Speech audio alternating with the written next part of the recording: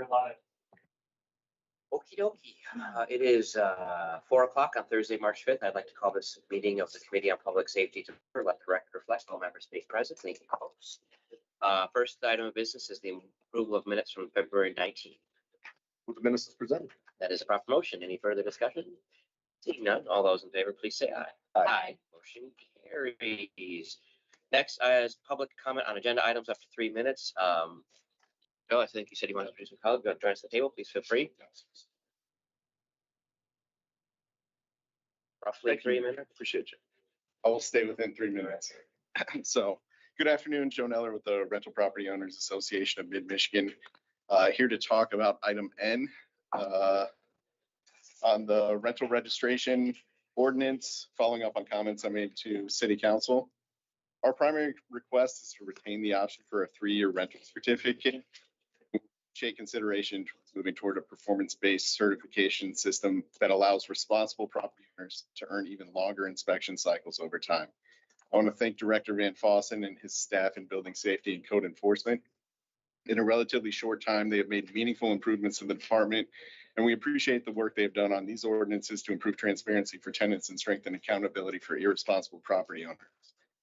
Currently, Lansing's ordinance allows for 2 or 3 year certificates. I believe I heard Director Van Fossen, when he presented the ordinance changes, the council explained that the 3-year certificate is typically issued to new construction, and that in practice, those properties almost always move to a 2-year certificate because they are not properly maintained. I think I follow the logic behind the current 3-year certificates. With new construction, everything should be in good condition and there should be few issues in the early years. But from our perspective, Lansing does not have a construction quality problem. It has a property management problem. A newly constructed building can fall into disrepair very quickly if it is poorly managed. At the same time, many older rental properties in Lansing remain in excellent condition because they are responsibly maintained. The properties that create the most serious problems are those where the owner is effectively absent from the management of the property. Maintenance issues linger, conditions deteriorate, and tenants are left living in unsafe or uninhabitable conditions. When that happens, it also places significant strain on city inspection and enforcement resources. And absenteeism is not about where the landlord lives. Absenteeism is about responsiveness, whether maintenance issues are addressed, violations are corrected, and tenants receive timely attention. That's why we believe the certification system should measure absenteeism through performance and compliance. New construction or rehabilitation, new ownership, or new management companies should all begin with a shorter certification period, 1 or 2 years, until they can demonstrate responsiveness to the city. Compliance could be measured through defined criteria such as scheduling inspections on time, paying fees promptly, remaining current on property taxes, correcting violations quickly, and maintaining a low number of tenant complaints filed with the city. As owners demonstrate responsible management over time, the certification period could expand, qualifying for 3, 4, or even 5-year certificates for properties with a strong compliance history. And if inspectors begin to see conditions deteriorate, the city should shorten the certification period and increase oversight. Other cities in Michigan already use similar performance-based inspection systems, and we provided the committee with examples in the one-pager that was distributed. Lansing has an opportunity to learn from those models and adopt a system that works here. We would welcome the opportunity to work with the department on what those metrics should be. A system like this rewards responsible property management and allows inspectors to focus their time on the properties that need attention. Thank you for the time. As this committee, you guys look over it and have probably maybe address some of this, or Roland, you're comfortable doing that? I want to put you on. I didn't warn you to do that to you, so that's okay. I can speak to some, but I'll speak to it. Yeah, I just wondered, like, if you had a response. If you don't, that's fine. Sure. I will say, in the version we've provided you, the current ordinance does allow, so when a newly built multifamily housing or a building of 3 or more housing units does get an automatic to do a rental inspection because the certificate of occupancy is used as that tool. And then after that 3 years, they're eligible under the current ordinance, and so is any existing rental unit of 3 units or more is eligible for that 3-year cert to continue if they haven't had any violations within that last cycle, is my understanding of the way it's drafted out. The problem is, at least in my 2.5 years here and speaking with senior staff who's been here for even longer, we haven't had a single multifamily that hasn't had issues during that time. And so they've all fallen in eventually into that 2-year cycle. So knowing that, the way we drafted the current ordinance is we just don't have any multifamily that are in that 3-year cycle, so we struck that. We also believe through our expertise on the safety side that 2 years is a long time. And so from a safety perspective, we'd like to get in there on a 2-year cycle to ensure safety and the upkeep of the buildings. If you're asking my opinion based on the comments I've heard from Joe and others, from council and so forth, I'm not opposed to keeping it as is, where the ordinance is as is, and still giving that option. But again, the onus is on them to maintain quality housing units to be able to entertain and execute that. Some of the other ideas, and that would be a lot for us to, I would have to digest that a little bit more, be able to give you a more formal presentation and feedback. I also, there's a budgetary item you'd need to consider and so forth, and how code enforcement is funded through the general fund. So any change in our certificate process too, I would have to do a financial impact study as well to see where there may be loss in revenue based on our certificate cycle, and perhaps where then council and the administration could fill that gap if we do make any changes much further than what we've offered today. So draft I'm looking at has the 3-year cycle in it, right? It does for 1 and 2 unit Oh. properties, not the multi. Yeah, that is the only material change between these two. All the rest of what we did was taking what was written in a dense legalese and just making it more legible. Right. And then we moved the kind of from D to C, the fact that any property, regardless of number of units, which has received violations, only goes on that 2-year cycle. So to get the 3, it has to be 2 or fewer and no violations. Right. Back up to the front of the agenda then. Okay, thank you for indulging. The first item is the make safe or demolish for 3126 Maloney Street. We're well into this. Right. Anything else to add? I would just ask the department if there's been any change since, any communication, anything. There has been there's been no changes on this one.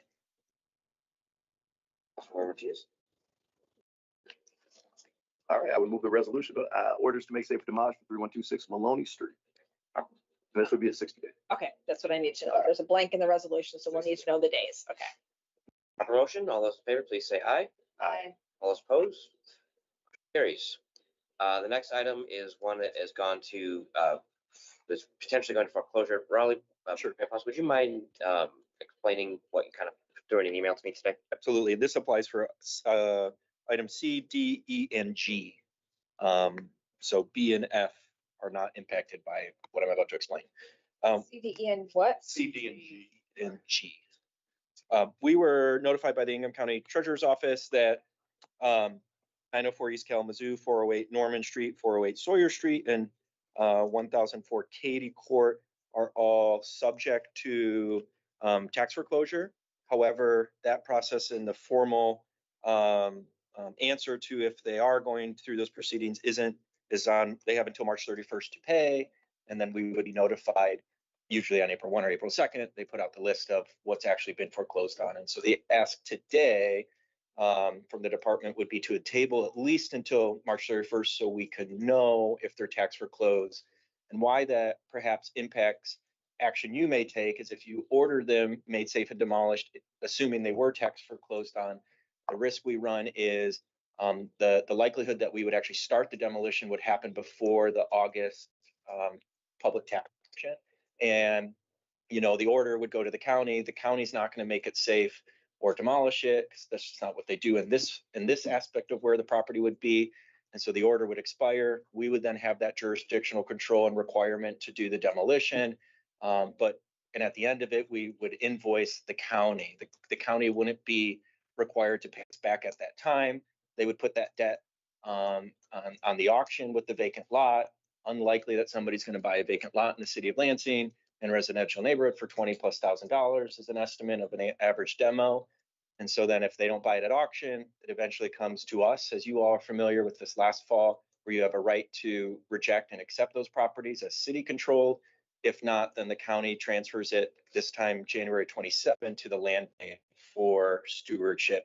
At later down the road, takes a year or two, we would actually get billed back by the county for that debt of those demolitions. And so if you're following me and making sense of any of this, the risk potentially, if these are tax foreclosed and you still order them to be made safe and demolished before an auction occurs, is the city would be out that on average $20,000 per each of those demos. Not twice. Not twice, just the once. You're billed back then. I was like, It's because billed twice. they pay the debt first and then they try to capture it during the auction sale process. If they don't, then inevitably they find a way to, they'll invoice any local unit of government impacted by that back for that. So with that information. Is E part of that or no? You said two different things. You said C, and then you said C as in E, cat, F are not part of dog as in, or D as in dog, E as in egg, it. and E G, and F are not part of it. Oh, B and F are not part of it. yes. E So is a only boy. B. And F as in Frank are not subject currently to tax foreclosure. So those we would be fine continuing the process as is right now. So can I do that in one motion? Can I or do we out need to loud do say it second? one more time? C, D, E, and G. C, D, E, and G. Yeah. Yes. Okay. All right, I would move that we table item C for 904 East Kalamazoo Street. Item D for 408 Norman Street. And what's the other one? 408 Sawyer. Sawyer. Okay, so yep, for 408 Sawyer. And what's the other one? G 1004. And G, sorry, 1004 Katie Court. That is a proper motion. Any further discussion? Seeing none, all those in favor say aye. Aye. All opposed? All right, we'll just keep in touch on these ones, Raleigh. Absolutely. Yep. So that means if we did C, D, I do E, that. we are F, 2112 High Street. Any changes? No change. So our recommendation would stand. Recommendation 60 day. Yeah, it is. I'll move the resolution orders to make safe for demolish for 2112 North High Street. That would be a 60-day make safe for demolish. Proper motion. Any further discussion? Seeing none, all those in favor say aye. Aye. All those opposed? Motion carries. We are on to item H. This is a resolution to introduce and set the public hearing for the zoning amendment, chapter 1240, section 4 to define liquor store.